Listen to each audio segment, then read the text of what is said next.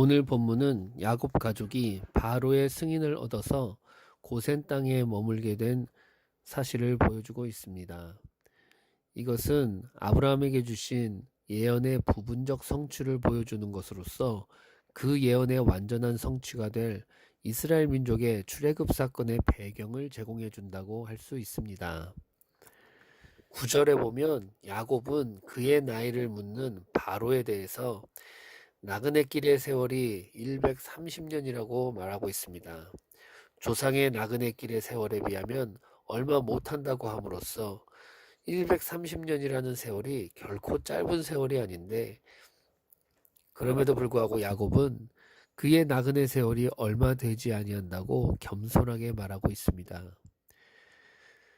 야곱은 그 시대에 있어서 나이란 경륜을 나타냈고, 그로 인해 많은 나이는 곧 많은 경험과 지혜를 소유했음을 뜻하는 것이었습니다. 그러한 의미에서 야곱은 인생의 경륜을 자랑할 만도 한데, 오히려 조상들에 비하여 상대적으로 나이가 적다고 말하는 것입니다. 야곱의 이러한 모습에서 우리는 벼는 익을수록 고개를 숙인다라는 말을 생각할 수 있습니다. 야곱의 성숙한 신앙으로 겸손하게 된 것입니다. 이처럼 신앙의 연륜이 오래된 사람은 그만큼 더 겸손해질 수 있습니다. 신앙의 연륜이 오래되었다고 해서 다른 성도 위에 군림하려 하고 대접만 받으려고 하는 것은 바른 자세가 아닐 뿐 아니라, 비록 신앙의 연륜은 오래되었다 할지라도 신앙의 초보에 머물러 있다고 할 수 있습니다. 성숙한 신앙인일수록 더욱 겸손해지기 마련입니다. 그것은 우리가 믿는 주님께서 친히 겸손의 도를 보여주셨을 뿐 아니라 자신을 낮추는 자가 높임을 받는다는 성경의 역설적 진리이기도 하기 때문입니다. 그러므로 신앙의 연륜이 깊을수록 더욱 자신을 낮추고 아름답게 하나님과 함께 삶을 살아가는 것이 지혜로운 삶의 처사일 것입니다.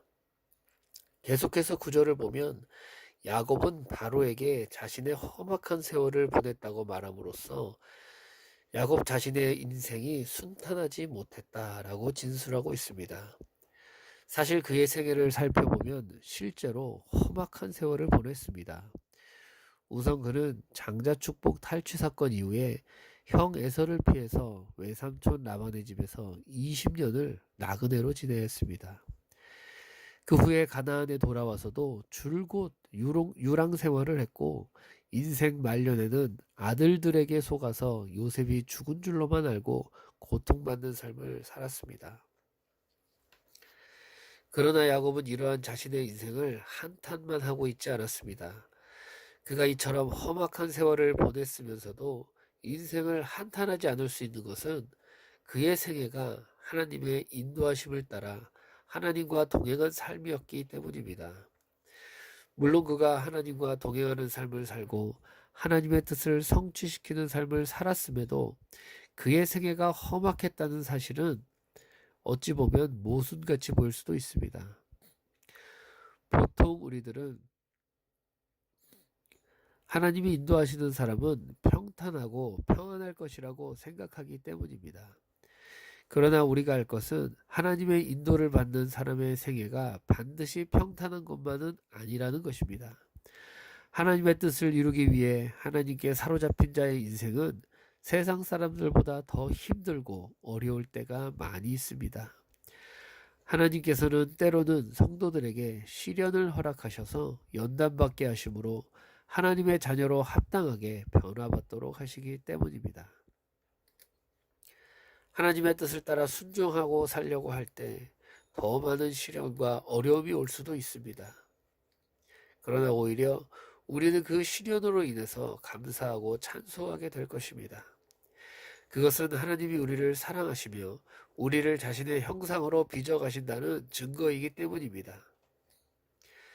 우리의 인생길이 아무리 험난하고 괴롭고 힘들더라도 주님과 동행하는 길이라면 그것은 복된 길입니다. 그것을 믿고 그것을 알고 끝까지 자신의 삶을 하나님과 함께 완주해 나가시는 저와 여러분이 되기를 주님의 이름으로 축복합니다.